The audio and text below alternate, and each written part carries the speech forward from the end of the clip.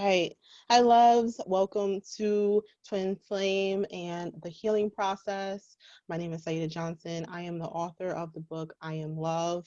Learn to love yourself and tap into your power. And I actually wrote this book based off my own self-love journey and healing experience. And I wanted to bring on Cyn because I loved her vibe, I loved her energy, and that the fact that she actually has dealt with a twin flame, I thought she would be perfect to really get on and talk about her experiences as well. So, Cyn, can you introduce yourself? Yes, hello, beautiful souls. I am Coach Cyn or Cynthia Omikam. I know people like full names sometimes. And I am a holistic life coach and spiritual healer.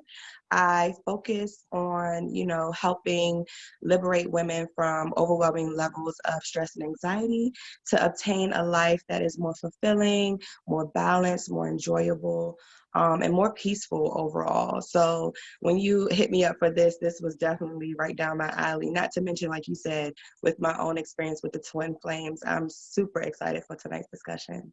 Oh, yes. We have to start right out the gate with the fact that so many people Google soulmates, how to find a soulmate, what happens when I recognize a soulmate. And us specifically, women, we enter into the Princess Disneyland, you know, idea that, Prince Charming is going to come and sweep us off our feet. I mean, eventually we understand that's not what it is, but it just seems that we still try to strive to find that soulmate without necessarily understanding the meaning of a soulmate or twin flame connection and what it's really meant for, because some is actually meant for, yes, an intimate relationship, what everyone is looking for as far as, marriage, but sometimes, a lot of times, it's friendships or just lessons, connection for you to learn certain lessons. So I would love to talk more about that because I think we need to get away from this idea that we are put here to find someone who's going to sweep us off our feet, and that's a lot of pressure on the guy to then have everything together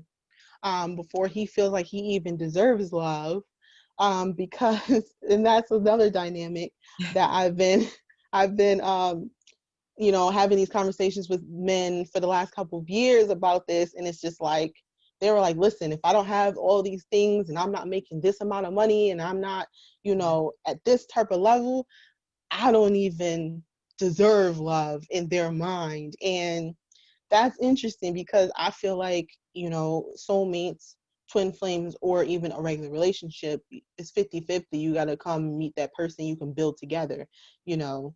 So let me know your take on that as well.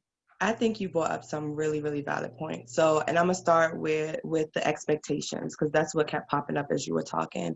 So you are spot on, right? Like that fairy tale love story, the perfect mate, the perfect man, what is it, like your shield and armor, like that whole kind of concept is something that is normalized when we are really young, and of course it's backed up by those Disney fairy tale stories and things like that, which kind of make them more realistic in our eyes.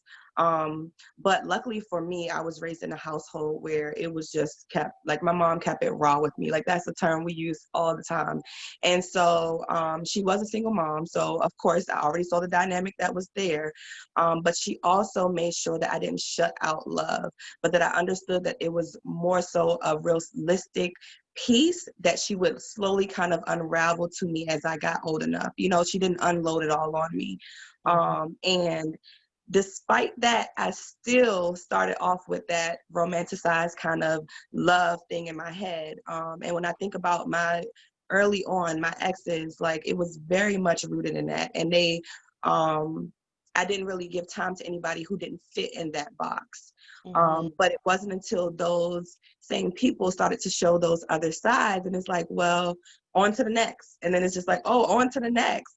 And then you realize, like, wait, these people are perfect in all these other areas. But when I see this one side of them, all of a sudden my fairy tale is like kind of blown up. And I think that goes to the expectation piece of trying our best to live in the moment and to accept and receive things as they are and not what we expect them to be. And that not only saves us as women, but it also saves the men, right? Because they don't walk away with that discouragement of, you know, like you said, I have to make this much money or I'm not good enough, as well as the women, you know, not blocking themselves off by saying like, he's not valuable for my love.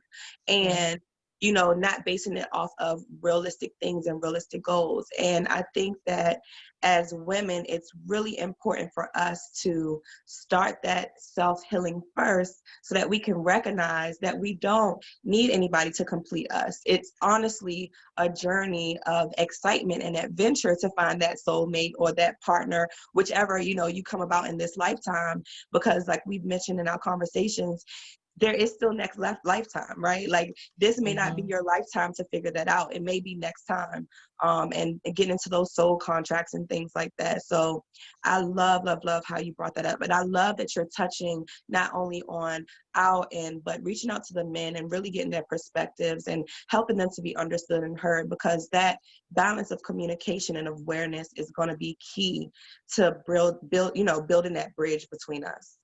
Oh yes, for sure. It's more of listening and to understand someone, and that's what actually, especially Black men in our community, need from women, is for them to be heard and what they're actually saying to be understood as well as best as we can, because you know sometimes people are listening but they're not really understanding their perspective, where they're coming from. There's a certain amount of pressures I've realized that the Black man has on him, when it comes to just the dynamic between the Black woman, not just all everything else on the outside. You know, that's a whole nother level, a whole nother conversation. For But sure.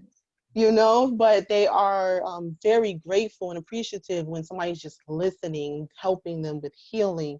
And we need that, men and women, we need that, especially in the Black community. And it's so interesting that, you know, me writing my book, I Am Love, everything came through my dynamic with my ex-husband and now with my child's father, is that the two loves of my life, it was me finding myself. It really, they were just catalysts in my journey, because they weren't for my long term.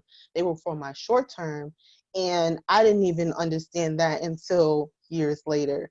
But I had to really go through those two different dynamics for me to have confidence in myself, to actually take the time to know myself, to understand my worth and what I deserve, and for me to take off the rose colored glasses, look at reality, because I was in the same boat of, you know, I didn't have meaningful relationships prior to my ex-husband, or my child's father. I was really like, listen, I'm very cold.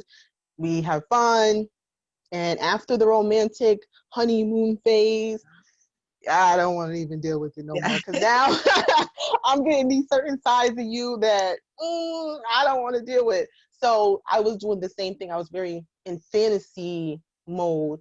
And it wasn't until, honestly, my child's father was mirrored back to me, where he keeps going into connections on a fantasy mode. And once it's done, he leaves. And I was like, ooh, that was Mm, me for years. You know, yes. and it's so interesting how that dynamic happens with your twin flame and your soulmate. For him, he's my karmic soulmate. So we had a lot of karma we had to hash out. Um, and I definitely took care of all those debts on my side, Yes. because I wanted to flush. Like, I'm like, this person is mimicking not only me and who I am, that I ignored and lied to myself to even admit that these are the aspects of myself that I'm seeing in him. But he was Yeah. also my mother and my father as well. He Mm, holds all three dynamics. And so it was so much triggering that occurred. And the only how we were going to come out to a space of like at least peace was I had to do the work. mm-hmm. Because if not, it's just going to be combative, Yeah. negative, toxic cycle over and over and over again, which it was for at least 2 years. But I realized just, okay, we got to I have to hit all these points. I'm seeing it. But I had to be honest with myself, because somebody is triggering you for a reason, you Right. know. And you have to ask yourself that question. Okay, that's my mother. I'm seeing that right now. That's my father. That's me. He is definitely playing me right now.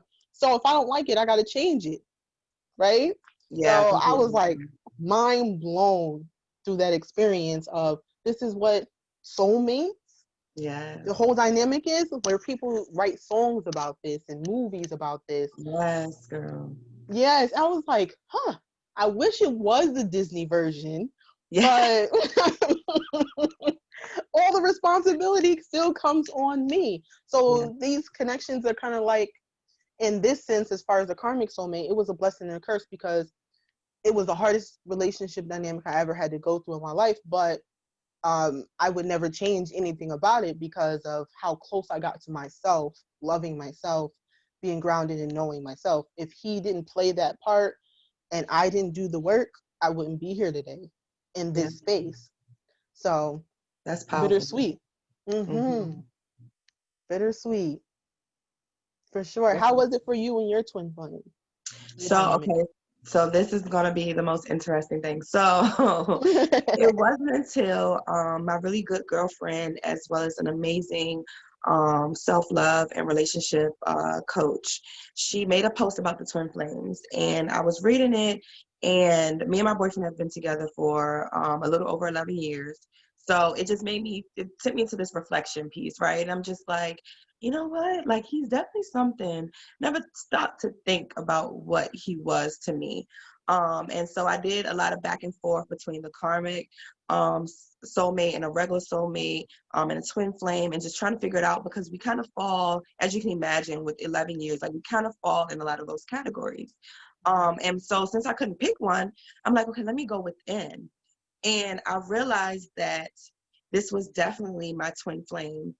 We had that, cosmic spark in the very beginning, where it was just like, we are two peas in a pie, like, like you are me, I am Mm-hmm. you, that kind of Mm-hmm. thing. But that quickly changed. And of course, I'm in a different space now, and I can look back and give you guys this story. But in the moment, it was very hard. It was very heavy. It was very it was chaotic, and my healing, or my mechanism of healing, was, how can I take something from this? Like, I had a vision that there's no way this is going to be forever, right? But I have to get something from it. I've invested too much in this, and there's too much good amidst the chaos. Like, there's some really good stuff here. It's just that we can't work through some kind of invisible thing that's in between us. And so I actually decided to go on my own personal healing journey while in my relationship. Which, again, I do not recommend to anybody. Like, I say this all the time, because people hear it's like, oh, 11 years, like, you, no, no, no. Like, if I could talk to my younger self, of course I'm happy with where we are. But the level of overwhelming stress that I had to take on, nobody should have to work through that. Like, there's a healthier way to work through that. But without me knowing, and kind of having these innate spiritual abilities to heal, it came to me, and I went for it. And so I went into this very deep, um, like, I guess, hibernation, where I was still present in the relationship, but I was very much like dismissing things that were happening, because I don't have time to deal with that. I have to focus on healing this part of me. And I don't think it was until last year, which would be like year 10, that I realized that the healing that I invested in has been now reflected to me through him. And it was very eye-opening, because when I read about the twin flames, it was telling us, well, speaking to the people and just explaining how, you know, you both change each other, despite how you may see it, despite how the other person may see it. It's not going to be long term, because it's that intense, and it's that, that much healing that needs to take place, and it's that much confrontation, and all that good stuff that's coming up. But I never could have thought that this could turn out to be something that was long term, if that makes any sense, right? Because of all the things that we read. You help each other grow, and then you kind of let each other go free, and then that's, then you meet that partner where it's just like, I did all that learning for this, but now we're in this space where it's like, I did all of that learning to get us to this, this spot. And now we can honestly enjoy and nurture what has been created as a true foundation. And that is why I said I would never, redo anything. However, thinking back on those years where I could have lost my mind and, you question yourself, you lose yourself. I don't think I found myself until year 8 or 9 of the relationship. That's how lost I was. But I was so determined to figure it out because, like I mentioned to you before, I had met my soulmate and he was amazing. He was all those romantic things, but he cheated on me. And that completely destroyed everything.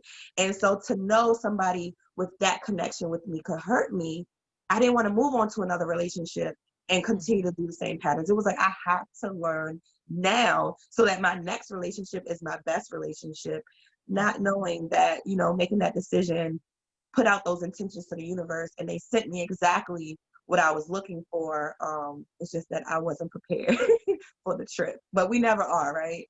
No, and it's so interesting, like how that happens where, God never gives you more than what you can handle. Mm, And I love that saying because at the end of the day, it's like sometimes it comes to you slowly because you don't know, you might not be ready for what is about to happen. amen. Because even in the healing process, when you're asking for a soulmate, you're asking for that one person. It might require you to work on you. Yeah, And that's the biggest thing that people do not like to hear right now because they want instant gratification or they want the other yeah, person to do all the work and come equipped and perfect. yeah. But in reality, there might be things that you have to work on Amen. before he walks through the door. And I always hear that, like when I'm listening to astrology and things like that, or tarot, that like the two energies are working through their own personal things before they meet. And I was like, it's interesting when you hear it like that, because yes, we're all on our journey. We're supposed to evolve, we're supposed to grow, become our better versions of ourselves. And so therefore the other person, you will want them to meet you at the same frequency, you Yes. know, because Amen. if not, you will have to work through it. Like you say, like, okay, well then now I'm here, you here, we got to Yeah. get here. And that might take a lot of this before A you lot reach of up there. years, okay? Yes, and all that friction because people go at their own pace. They don't just do it because, okay, you said you're ready for you to step on that healing journey. Don't mean that he Yeah. is ready at that time. And so that's interesting because it's so crazy. I completely understand where you're coming from when it comes to like, I should have took the healing process, alone, that path alone, because I did too. I for like a whole year we went through, spiritual counseling and working through our issues and stuff like Yeah. that. But I realized it was just always like this. So I was like, I gotta leave you because I don't see you putting in the work. And I hear that about a lot of women, even in their marriages. Like I talked to someone, 2 months ago where she was just like, I've been on this healing journey, self-love journey, and my husband ain't catching up. So I already told him, listen, I know it's been years, we have a kid, but you got to put the work in because I feel like we're on a whole different chapter than each Yeah. other. And so they have a choice if they're going to actually do the work or not. And they're going to you have to understand that they're going to do it at their own pace. And no one likes to hear that, but that's the Right. reality of And that's another it. part of the healing journey, right? Letting go of that control, because that was my thing. I didn't know how much I tried to control everything, and that was one of the major lessons in our relationship. The more I let go, the more I surrendered, and I focused on myself, the more things started to kind of develop. And and I had to realize that the healing that I'm looking for from him may not be visible to me, and I really didn't understand that until we hit that ground of like, we went from this back down to here. We started here. It's just that somehow everything got unbalanced. But once we got back here, it was like, whoa, you changed. Like, you have been doing something. Maybe not what I thought you should be doing, but you did something, or either spirit did something, whatever the case may be. I'm here Hmm. for it. I love that. That's beautiful. That's absolutely beautiful. That goes correlation to me of what I think twin flames are, because you do mirror each other. You doing the work does help them do the work. And they can honestly, probably, you can also see someone living that life and learn from it without it actually doing it yourself. You just take it in perspective. Okay, now I can switch these certain things about my mindset, the way I talk, the way I walk, what I do. And he could have been doing that by visibly viewing you and Yeah. you being like, wow, I'm proud of her, exactly how she did it. Now I'm going to take that same energy and that Yeah. same, yes, because I hear people saying that to me. It's just like, yo, you doing this certain things. I'm like, okay, I got to step my game up. And that's probably what he did, was like, okay, I got to step my game up. She doing that Yeah. work. Yeah. And so you can see that in that person, especially being so close to how y'all was. So that's a beautiful thing. And like you said, like the connection, it is absolutely dynamic, but it can be highs and it can be lows Yeah. in that. But you have to really alleviate the control. And girl, control, when it comes to me, I'm a Scorpio. Letting go is like the one thing lesson that a Scorpio has in their lifetime is, how do I let go? And I just kind of take it for anyone who struggles with letting go. For me, I took it as, I'm going to treat you like I want to be treated. When someone, Mm. Paige, you got to go back in the room. If you hear me looking over, it's No Paige. worries. Go back on the room and tap it. I'm almost done, okay? Then mommy tuck you in again in bed.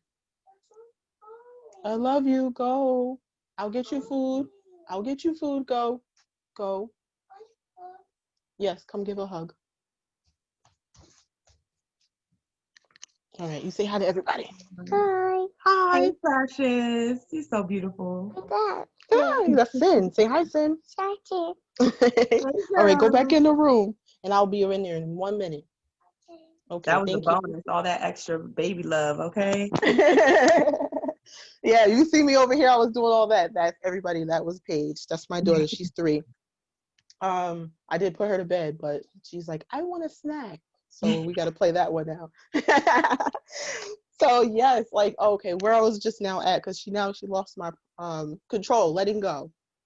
So how I did it was, I I want to be treated. I want them to treat me how I want to be treated. So for me, I want to control everything, but I definitely don't want to be controlled. So now Mm, I'm going to treat you like that. Like, okay, it's time for me to step back, because in this situation, if it was the shoe was on the other foot, I would be so uncomfortable. You would mm-hmm, put too much pressure on me and I will mm-hmm. shut down. So I kind of think of it that way. Put yourself in the other person's shoes, and that will allow you to let go and let them have their space, because they have their path as well and things that they need to learn, and we need to respect that. Whether Yes, with soulmates or not, it definitely, and soulmates will definitely trigger it for sure. for But sure. yes, indeed. So let's talk about the healing process a little bit more. Like, what tools did you use in your healing process as you was going through it to help you?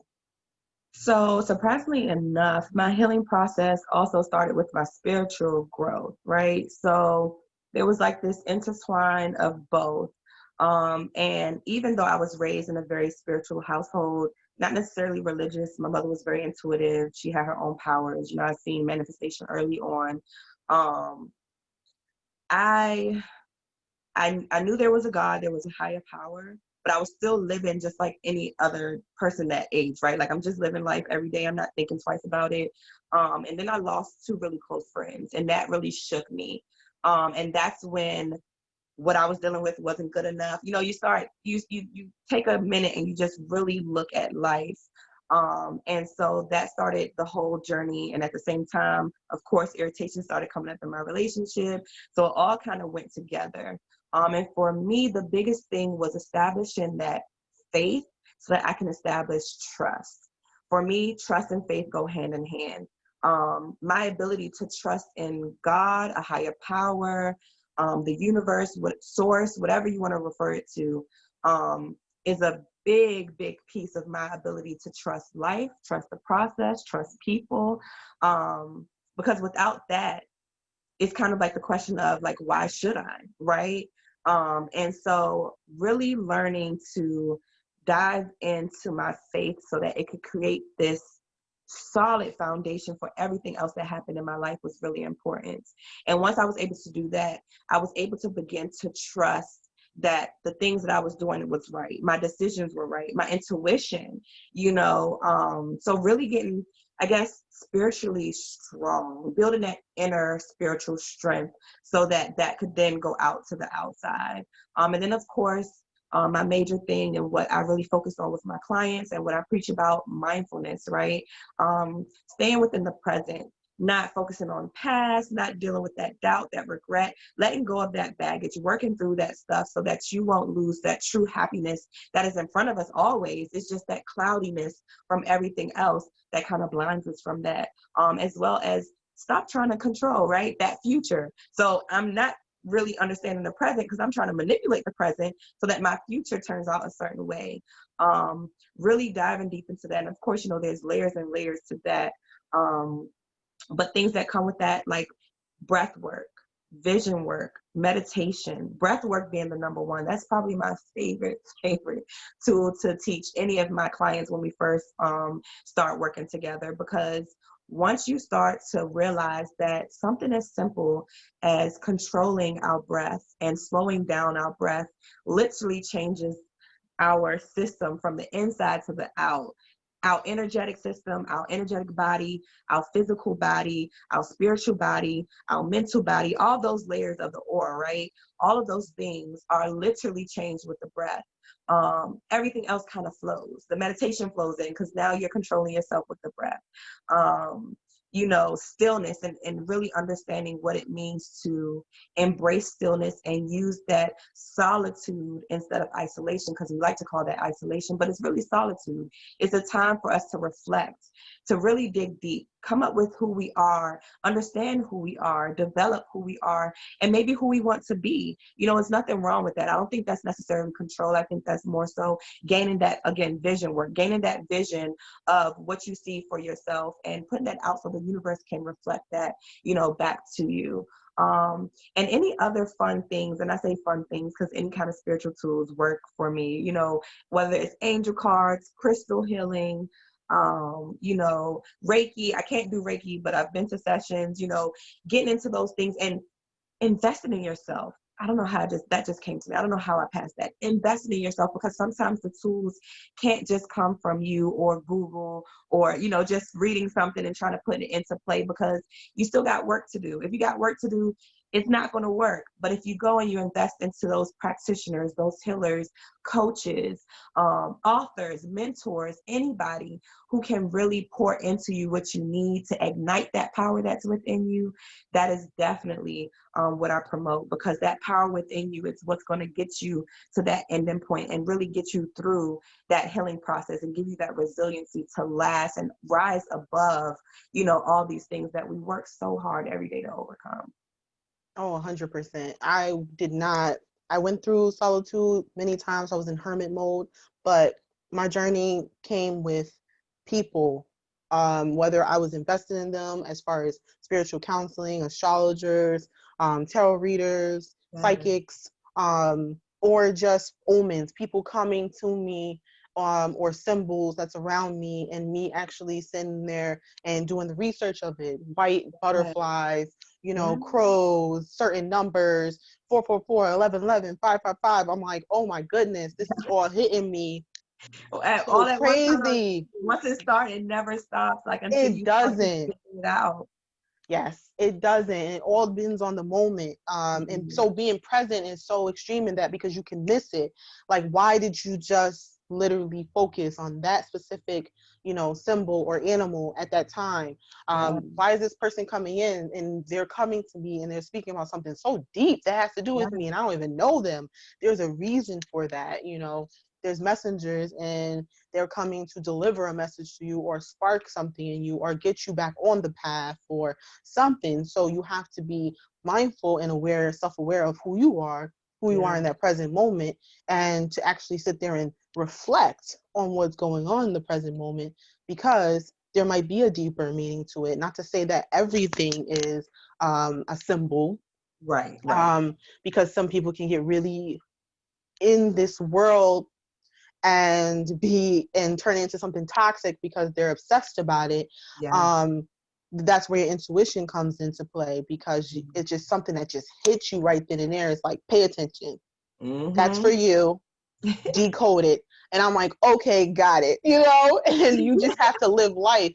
And people who are actually into the spiritual, on their spiritual journey, always says, like, when they have been through a lot of things, it's like, don't forget to have fun, don't forget to be Yes. human, because you can get so bogged down onto decoding all day long that you forget how to have fun. You forget that you're human and you're having an experience and things like that. But I know that's going to be a whole other conversation, but I Yeah. just want to say that just in case somebody was like, yes, that's been happening to me and I've been thinking about it. Um, because, I always talk about self-love and everything, but it's been personal development, and also for me as well has been my spiritual journey that's gotten me to this place. And it all was ignited through the opposite sex. So, in those dynamics with my ex-husband and my child's father. So it's interesting how that happens, but it had to happen for me personally like that, because I would have never put myself on a pedestal if it wasn't for the dynamic that I have with men due to my relationship with my father. So it's understandable that that's how it manifests out for me, because that's Yes. the only way I was going to learn. Like, anybody else, it could have became in a book and they could have Yeah. read it. But for me personally, it had to be those relationships, and that led me to actually investing in myself more than I've ever done in my life, um, and to be more mindful and aware and present within myself. And trust and faith, I agree, is number one, because you can't see sometimes 2 steps ahead of you. You Mm-hmm. don't know how everything's going to turn out.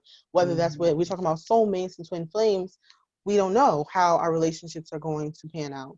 This could be for short term, this could be for long term, this could be Yeah. for a moment, and it can come back around 10, 15 years again, Yeah. later down the line. You don't know. That's why you need to be present in the moment, and then turn around, when it comes to not just twin flames, just your healing process within yourself. Being present helps that, Yeah. tremendously, for you to have that faith and trust in yourself and your abilities. And the only how Mhm. I was able to actually trust myself was being by validated through people who are psychics and astrologers. That's how I got validated, because I'm like, hold on, I'm going to pay for this session. She's saying the same thing I'm thinking. Yes. So why do I keep reaching out to you? Oh, I needed validation. Got that. So like, okay, now I'm not gonna hire you no more, because like I need to start validating myself. It got to so many sessions with people where I'm like, I got it. Yes. I know. You just validated that I know what's going on here. You know Yeah. what your spiritual journey is on. You're not crazy. You understand what the omens are, the messengers. You understand what work you have already done and what needs to be done. You Yeah. know it. And it's so beautiful to hear that in your ears from another human being who knows, without you even going into detail on that call about your life, but they could break it down to you and say, Yeah. you already know this. And they always start off like that, like, right? You already know this. You already know what you have to do. So just do it. Mm-hmm. Got it. Got Yeah. it. And those are the best people, because they don't want you to be codependent on them. Yes. Yes. They know their job. I came to validate that you know what you're doing. You don't need to call me Yeah. until you don't know what you're doing. But right Yeah. now, this is the moment for you to validate yourself.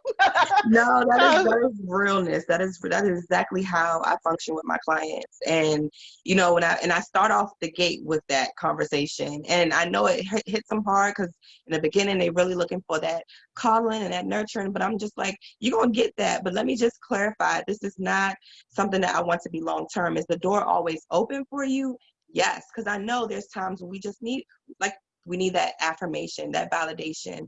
But at the end of the day, my job is to set you free, set you free and let you go. Like, not to continue to try to feed you or hold you on a string. I don't think that type of service leads to transformational growth or transformational healing. I think that when the healer or the practitioner is in a space where they know that their duty is only, to a certain capacity, then that allows for that transformation to truly happen, not just for the client, but also for us. And I think that that reminder is really important for us as we move forward and we touch others, and we assist others and we pour into others, because it gets really easy to get wrapped up in ego. But as long as we stay away from ego and we realize that, we were never meant to coddle everybody. In that way, we would limit who we can reach, right? Because we can't just coddle this one person for the rest of their life. what about this person and that person, and Mm-hmm. really understanding that our service is to the people, not just to our ego. I think that is Mm-hmm. a major, major thing. And I love that you brought that up because that's really important. Yes, when you're looking for a therapist, a counselor, a spiritual counselor, anyone you're looking for to Mhm. help you with personal growth or spiritual journey, it should never be someone who wants you to be codependent on them. They always want you to be around because that's the whole point of progression. You Yeah, know, they have their limits too. So is this window, this specific thing, and then you need to move on to the next person. yes, There has been many, many people. I started with traditional counseling, with two therapists, going through my divorce. And in my own state, I realized through journaling, I used journaling first, then yoga, meditation. I changed my eating habits. Then I wanted to go vegetarian for a while. And yeah. then while I was cleansing, and I was like, hold on, traditional counseling is not going to work for me. That was the first time I was like, let me look up a psychic local. And so my family is religious. So, we have Christians and 5%ers and we have Muslims. You don't talk about psychics at the table. Right. Like, it was never ever mentioned in my childhood, but something innately for me told me like you need to reach out to a psychic.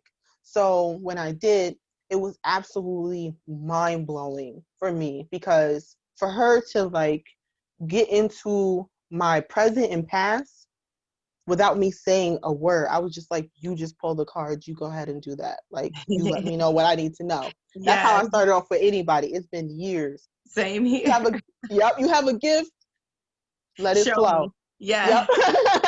And I recommend that for everyone. Let them, I all you agree. gotta do is say the specific things you want to do, talk about. Yep, relationship. Keep that very dynamic. Um, Hmm. or money, business, or family. That's Yes. it. Now Yeah. go. Because you should be able to read my aura, my frequency, see the patterns and everything that happened to me in my lifetime. And I've been blessed to actually be connected to some very powerful women, Yeah. very supportive women. When I needed a person who was a single mother with a daughter, I got a psychic with that when I first had my daughter. That was beautiful for me because Mm. not only you understand what I'm going through as a woman, but now you can sit there and really analyze my whole situation and help me to be on the right path. And Yes. those people did not stay with me for very long because year two, I wasn't with her anymore. I was with another person. So I love that dynamic, those connections where you can go in and out. You know what Yeah. I'm saying? We all still check Hmm. up on each other, send an email, Yeah. hope you and the baby's good. But we know that our time has ended. We respect that, and now we're moving on to the next. And Yeah. so that's something to be mindful if people are looking for help. Don't try to do everything on your own. Make sure you reach out to people like Coach Cyn, psychics, traditional counselors and therapists, your doctors, just to talk about what's going on in your life because you can't do everything on your own. Oh no. Not at all. And there's so much work that has to be done on your own already, but Yeah. you need help. And I had tremendous amount of help on my journey. Even my I Am Love, the book actually got that title because it was actually my client. I was doing web design at the time. Hmm. And she's very spiritual. And we were just talking about designing. And all of a sudden she just said, I just want you to know that you are love. That Mm. message just came to me that I need to share that with you. And I broke down and cried. That's deep. Like, that was the beginning where it set off like, okay, I'm in a deep depression. I'm not happy. I need to get a divorce. I was in that eat, pray, love situation where I had the perfect Yes, I marriage, the love that perfect book. guy. Oh, Yes. yeah. You're crazy, girl. He's perfect. Yeah, but he just wasn't for my long term. And then I Mm-mm. had to accept that, and we had to break it apart. But that was all she said was, you are love. And that That's just love. set my whole world on a whole nother path. All it So takes that's is that one powerful. moment. Yes, yes, that one I'm moment. so with Shout you. out to Pat for that one Yes, moment. Pat. Yes, sis. Bringing all her energy in here. I'm here for it. That's love. That's love. Mhm. That's a very powerful statement. I know sometimes it's going to sound real simple, but to hear that and to hear that reference to you and to embrace that and then say it to yourself, you know, I know that's what triggered that reaction. And like you said, it opened doors that you could never imagine. No, that is my one affirmation. I am love, and I had to Yeah. say to myself in my mirror work. I would do that, and I'm like, yes, that helped me with confidence and self esteem Yeah. and healing. That one statement, and then end up she was the author, and it ended up me writing my own book and calling I Am Love. Like that set me on a whole nother path that I wouldn't even dreamed about from three little words. That alignment So is sick. That alignment is everything. That's beautiful. you know, blessed to be protected. I'm telling you, and to be Amen. guided in the way Amen. of it. Yes. So let's talk about you now. What is from your experiences and from your clients' experiences when it comes down to? I wanted to wrap it up. When it comes down to twin flames and healing process, what's the one takeaway that you want them to take away from this conversation in regard to the both of them? The one thing I would say, and I'm going to go ahead and just, because it's still going to overlap, all healing is almost the same thing. So I'll put them all together. When dealing with your twin flame or in pursuit of your twin flame, whichever category that you fall into, I just want to remind you to make sure that the power and the trust begins within you. The love, the compassion, all that empathy, like I hope that starts from within, because that is when you know that you are on the right path. We can't run from the chaos that is going to be brought up and cultivated, because that is what these relationships are for. But it's about how you navigate through that chaos. It's about what you gain from that chaos. And remember to stay true to you, because I told my story and I told you I would never recommend my technique with anybody. But I have to take that back, because I had to deal with a lot of outside noise and work through quieting that outside noise of, you deserve better, girl, why you dealing with this, all those things. And at that moment, I couldn't tell anybody why. I didn't have a reason. My soul just felt at home. And, that's a really big piece with the twin flame. You feel at home. And understanding that whatever it is, like you said earlier, when we're triggered, there's a reason. So whatever it is that this person is causing you to be upset about or irritated about, take a minute. I'm not saying give them any excuses, still say your piece, make sure you're speaking up for yourself and standing your ground and things like that. But make sure it doesn't end there. Do some reflection, even journaling. I'm not a journaler, but I always refer journaling as like a really good tool, because it really is. It's a great release for people. I like to talk to myself, so I just say it all out loud. But, do some journaling and some reflection and really start to figure out, how can I evolve and transform from this, without any expectations of the future. So not saying, how can I evolve from this and keep my relationship? That's that control factor. Mm-hmm. How can I evolve and let the universe respond, and be open to receiving from the universe, and understand that whatever you receive may not be nice and fluffy and feel good. It may be very painful and eye-opening, but whatever it is that you're receiving is purposeful. Everything is purposeful. Every piece of your story matters, and embrace that and really use that to empower yourself and stand on that and understand that your story is your power. Oh, yes. You said it perfectly. And that's exactly why my next book is called Fuck Finding Your Soulmate, Find Yourself.